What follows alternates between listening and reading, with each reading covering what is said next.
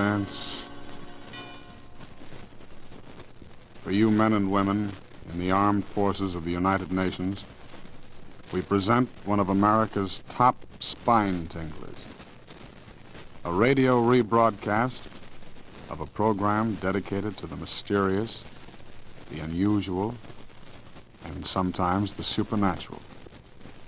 A program of suspense.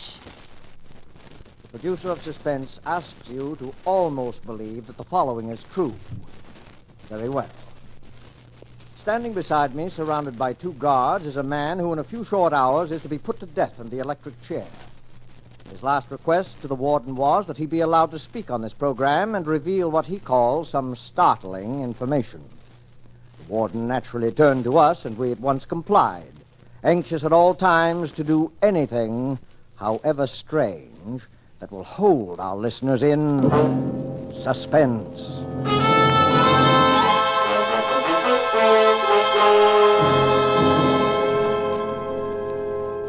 All right. Ladies and gentlemen, I'm speaking correctly? Yes, right here, sir. Thank you. Ladies and gentlemen, this broadcast will never be completed. I'm going to tell you a story. The story involves a number of famous and influential people here as well as abroad. These people have received warning from me, and I'm sure all of them are making it a point to listen to me now. I shall not name these great, these rich, these influential gentlemen until my story is over. They will recognize the story, they will remember me, they will take the necessary steps for my reprieve. I shall expect a full pardon and safe conduct to a neutral country. These are my terms. I shall expect word of this to be brought to this studio during this broadcast. But as I have warned you, this broadcast will never be finished. You will never hear those names. It is certain my price will be paid. I am presently under sentence of death for my activities in the matter of refueling German submarines in the Caribbean. My full confession has been reproduced in the popular press. You have read it and you know the details. It is the least ingenious of my exploits and my first failure. So much for it.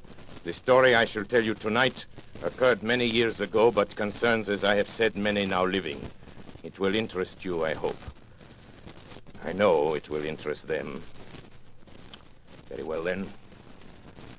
On the 3rd of June, 1925, in Liverpool, a man who gave his name as Monsieur Louis Caratel asked to see Mr. James Bland, the superintendent of the London and West Coast Railway. He was a small man, this Caratel, middle-aged, darkened, with a stoop so pronounced that it suggested some deformity of the spine. He was accompanied by a friend, a man of imposing physique who, from his swarthy complexion, was probably either a Spaniard or a South American. It turned out later that his name was Gomez.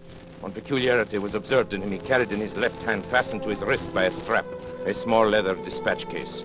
No importance was attached to this fact at the time, but later events endowed it with much significance. Monsieur Caratel was shown to Mr. Bland's office while his companion remained outside.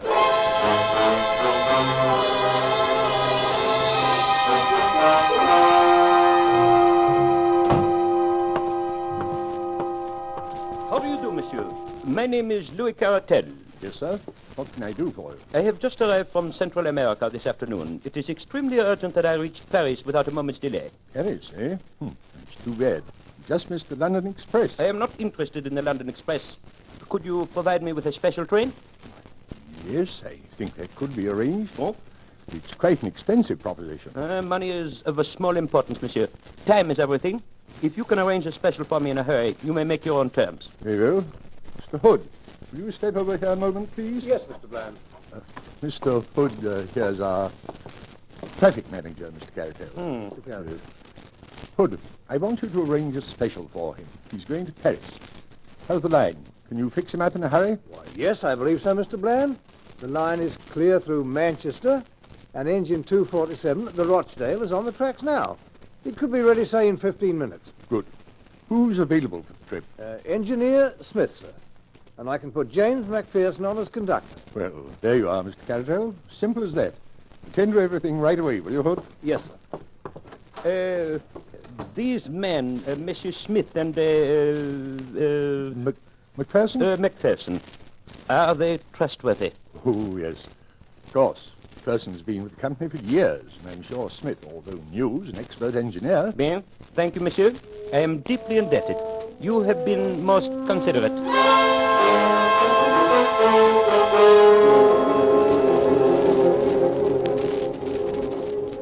At 4:31 exactly by the station clock, the special train with Caratel and Gomez steamed out of the Liverpool station. The line at that time was clear and there should have been no stoppage between Manchester. At 6:15, considerable surprise and some consternation was caused among the officials at Liverpool by the receipt of a wire from Manchester to say that the special had not yet arrived.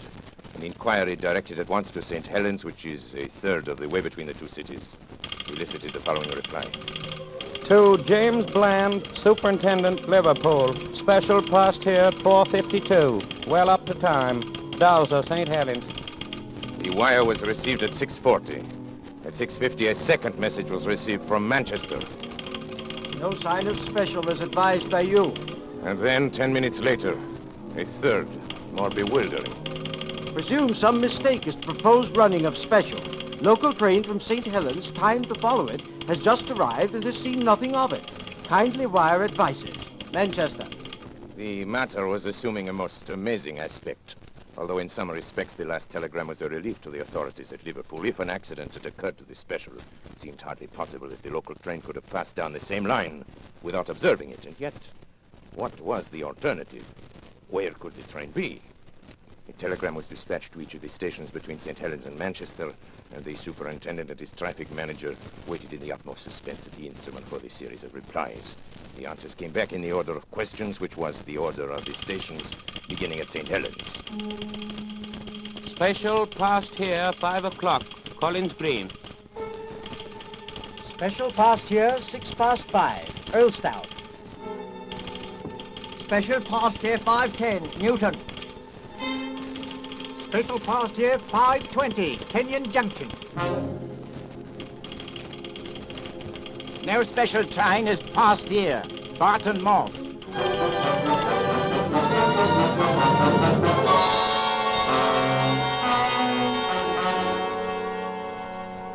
Hood, this is unique in my 30 years of experience. I can't understand it, Mr. Bland. The special has gone wrong between Kenyon Junction and Barton Moss. And yet there's no siding between the two stations. Special must have run off the rails, jumped the track. But how could the 450 Parliamentary pass over the same line without seeing it? There's no alternative, Hood. Absolutely must be so. Possibly the local may have observed something which may throw some light on the matter. We'll wire to Manchester for more information, and to Kenyon Junction with instructions that the line be examined intently as far as Barton Moss.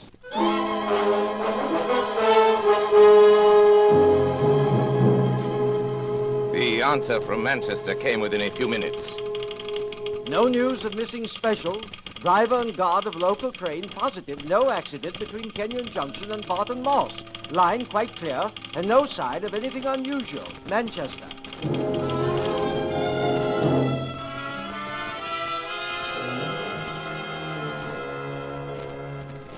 This is lunacy, Hood. Does a train vanish into thin air in England in broad daylight? The thing's preposterous. An engine, a tender, car, 5 human beings, and all lost on a straight line of railway. It's impossible.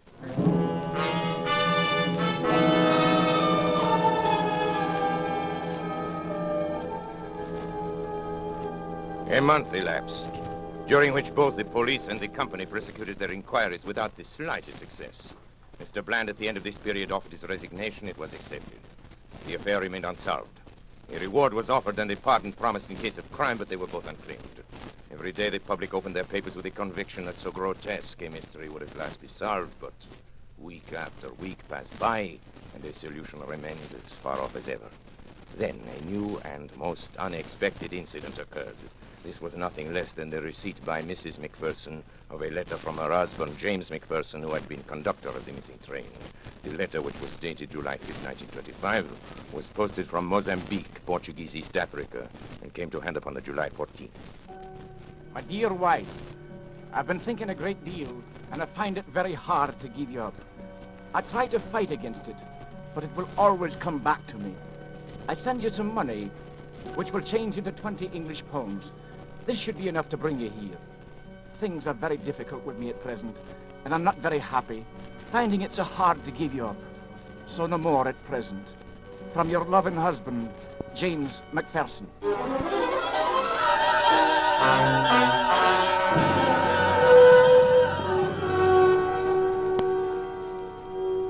a time, it was confidently anticipated that the letter would lead to the clearing up of the whole incident. As directed, Mrs. McPherson sailed to Portuguese East Africa. She stayed in Mozambique for some time, but heard nothing from the missing man. Finally, she returned to Liverpool, and so the matter stood. And has continued to stand right up to the present moment. Incredible as it may seem, nothing has transpired during those 18 years which has shed the least light upon the extraordinary disappearance of the special train which contained Monsieur Caratel and his companion, Mr. Gomez. And McPherson, the conductor, Smith, the engineer, the fireman named Slater. And now, after all this time, I shall clear up the entire affair. And unless I hear from those so highly respectable gentlemen who were my employers and who are completely implicated in the crime, unless I hear from them before I'm finished, their names will be revealed on this broadcast. Take final warning, gentlemen. You know I mean what I say. If you are smart, you are at this moment arranging my reprieve. I must remind you, time is short. You have just 6 minutes. Now, for the interest of my other listeners, I shall resume the story of the lost special.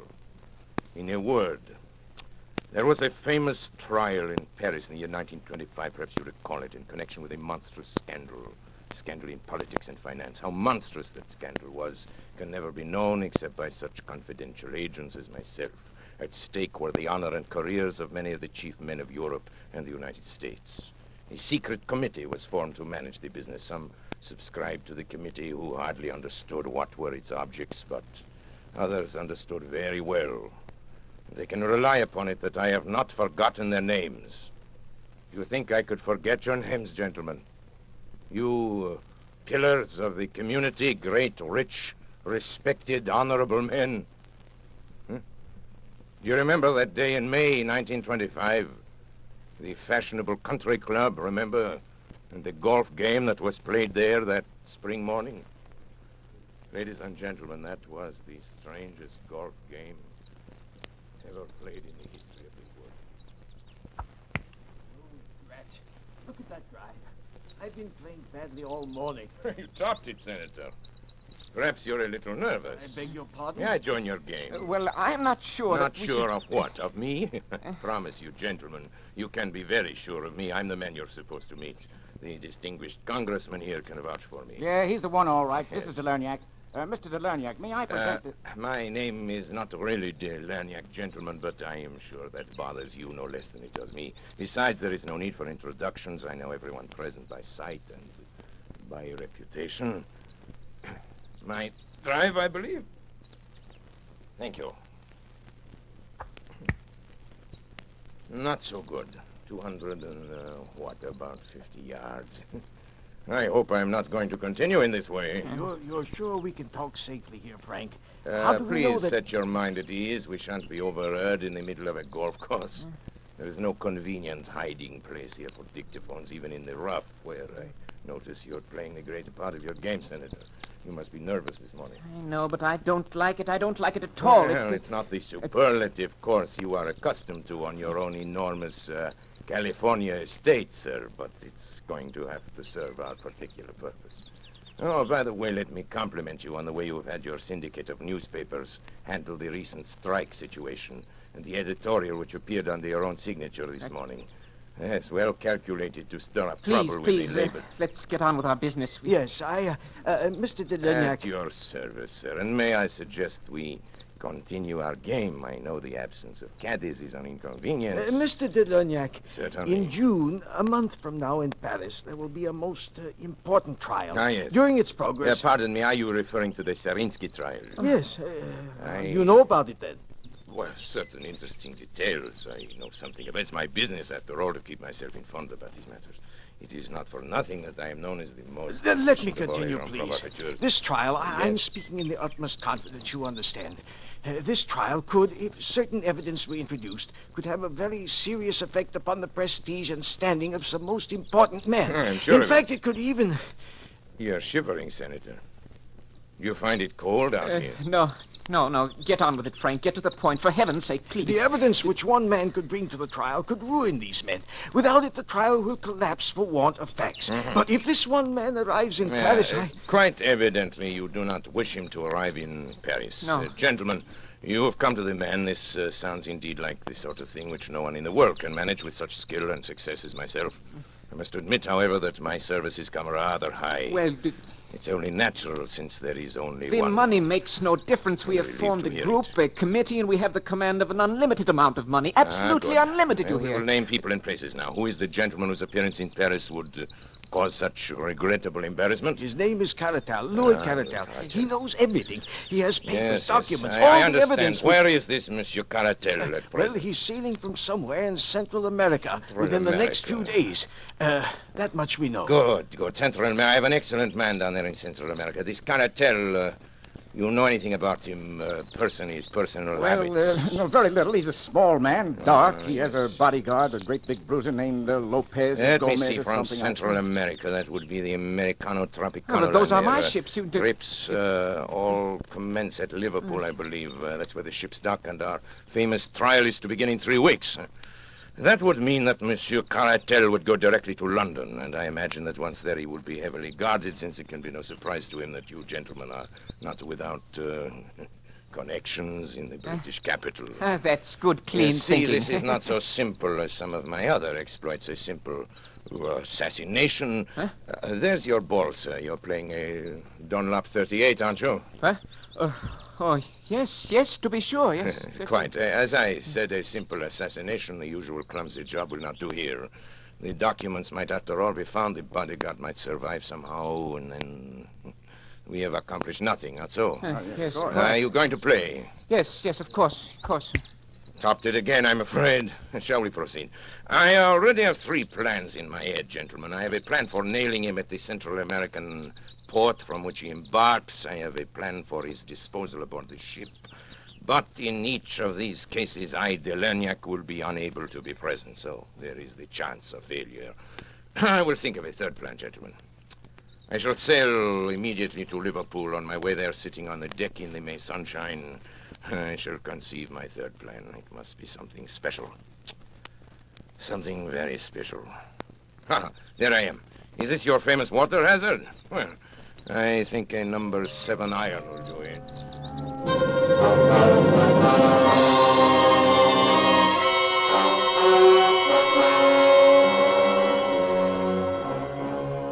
And thus I undertook to bring about the complete destruction of Monsieur Caratel, his bodyguard companion, Gomez, and his documents. Plan 1 was already out the window, as I found out the next day. Belerniak, White Sulphur Springs, Virginia. Baby Lou, unable sleep last few nights, have sent him to visit Aunt Henriette. Will rejoin him on 21st. Love, Jenny. This telegram from Matagalpa conveyed to me the information that Caratel, possibly sensing danger, had moved from his hotel and gone to stay with friends until his ship sailed. So it was impossible to carry out the idea of the fire in the hotel. His ship leaving on the 21st was the Henriette. On my 4th day at sea, I heard from her. Delernac, Barrancaria. Ship-to-ship communication from Henriette, Tropicana line. Presented Grace your box of chocolates.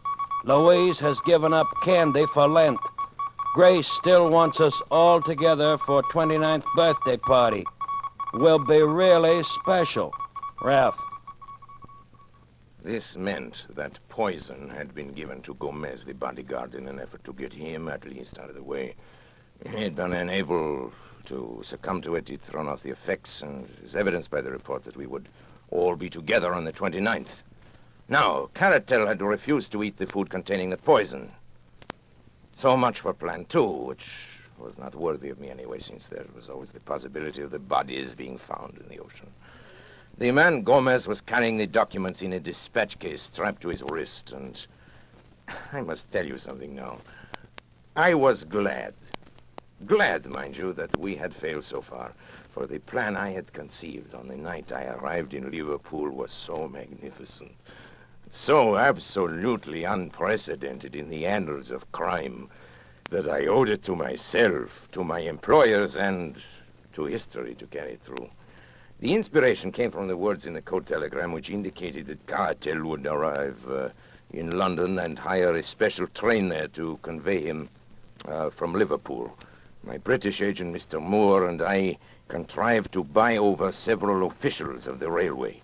Now, here begins the story. First, the division head, who helped us employ James McPherson, whom we contrived to be the conductor of any special train we designated. Then further, at a sum that would make them independent for life, we bought over an engine driver named Oswald Smith and the fireman John Slater. These men we arranged with the division head would be assigned to whatever special train was hired by Cartel. On the afternoon of June 3rd, as I was sitting in my room at the inn at Barton Moss, the call I had been awaiting came through. It was McPherson reporting. Hello, Mr. Delanyak. We shall be leaving in a few minutes. He's hired the special. Good. Smith will be engine driver and Slater fireman. And of course, I'll be in charge. What about Moore? Will he be aboard? Afraid not, sir. He gave them quite a story about having to reach his sick wife and all. But Caratal would have none of it. You said, though, sir, that it didn't matter. It does not matter. What time will you pass Kenyon Junction? Let me see, sir. If we leave the next few minutes, we should be there at 5:10. 5:10. It's a 49-minute run, sir. 45 minutes. I can make it, but delay all you can before you start. Yes, sir. I guess it's all up to you from now on. Best of luck, sir. Oh, here they come, sir. Goodbye.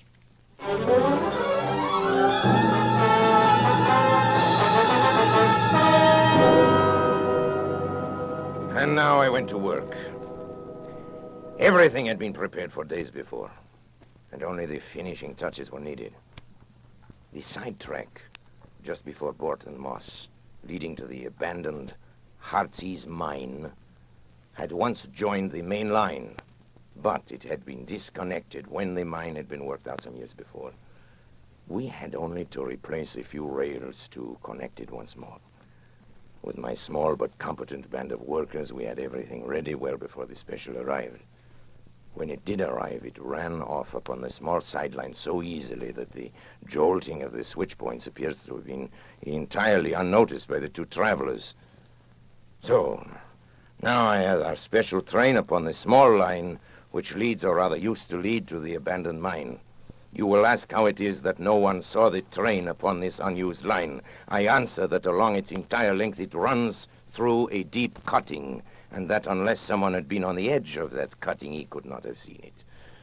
There was someone on the edge of that cutting. I was there. And now I will tell you what I saw. The moment the train was fairly on the sideline, Smith slowed down the engine, and then having turned it on full speed ahead, he and McPherson, with Slater the fireman, sprang off before it was too late. It may be that it was this slowing down which first attracted the attention of the travelers, but the train was running at top speed before their heads appeared at the open window. It makes me smile to think how bewildered they must have been. What a catch must have come to their breath as it flashed upon them, that it was not Manchester that was awaiting them, but death. The train was now running at frantic speed, rolling and rocking over the rotten, rusty line, while the wheels made a frightful screaming sound on the corroded surface. I was close to them and could see their faces. Caratel was praying, I think. There was something like a rosary dangling out of his hand. The other, Gomez, roared like a bull, but was drowned out by the incredible noise of the train. He saw me standing on the bank, and when he realized he couldn't be heard, he beckoned to me like a madman, tearing at his wrist and hurling the dispatch box out of the window in my direction. Of course, his meaning was obvious. Here was the evidence that they would promise to be silent if their lives were spared. It would have been very agreeable if it could have been done so, but business is business. Besides, the train was now so much beyond our control as it was theirs. He ceased his howling and gesturing when the train rattled around the curve, and they saw the black mouth of the mine yawning before them. They were struck silent by what they saw, and yet they could not withdraw their heads. The sight seemed to have paralyzed them. I had wondered how the train, running at a great speed, would take the pit, and I was much interested in watching it. One of my colleagues, who had joined me there, thought it actually would jump it, and indeed it was not very far from doing so. It leaped into the air and seemed to hang suspended for a moment. The funnel flew off into the air, and then the van, the car, and the engine were all smashed up into one jumble, which choked the mouth of the Great Britain. Something gave way in the middle, and the whole mass of iron, coal fittings, wheels, woodwork, and cushions crumbled together and crashed into the mine.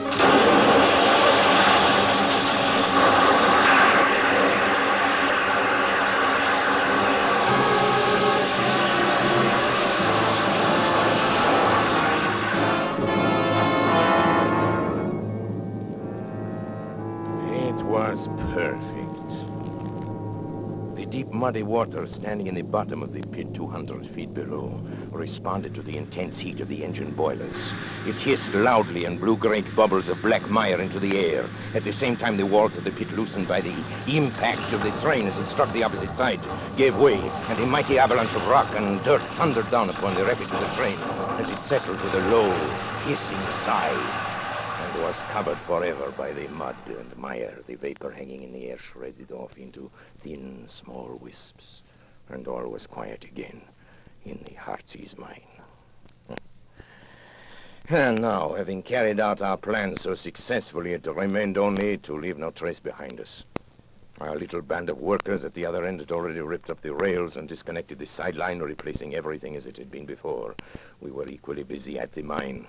The lines which led to it were torn up and taken away. Then, without flurry but without delay, we all made our way out of the country, most of us to Paris, my English agent to Manchester, and Macpherson to East Africa. Word in passing about Macpherson, who was foolish enough to write to his wife and tell her to meet him in Mozambique. And naturally, we took steps to ensure that this meeting would never come about. I have sometimes thought it would be a kindness to write to Mrs. Macpherson and to assure her that there is no impediment to her marrying again. But of the lost special, let the English papers of that date tell how thoroughly we had done our work and how completely we had thrown the cleverest of their detectives off our track. You will remember that Gomez threw his bag of papers out of the window, and I need not say that I secured that bag and brought them to my employers. It may interest my employers now, however, to learn that out of that bag, I took one or two little papers as a souvenir of that occasion. I had no wish to read the information obtained by these papers, but it is now, it's less than a minute before my broadcast is over.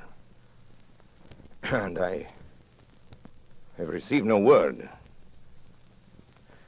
It is the final hour. I see at the other end of the studio the engineer waving his hands at me that my time is almost up. Well, I gave you warning.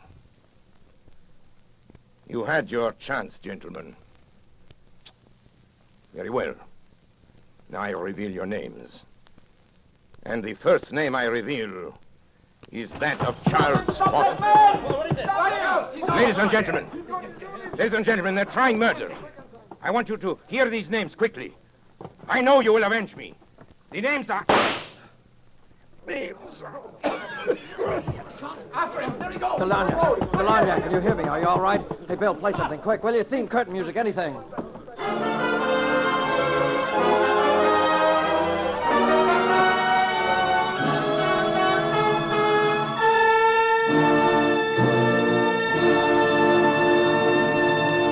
And so closes the Lost Special by Sir Arthur Conan Doyle, starring Orson Welles. Tonight's tale of Suspense.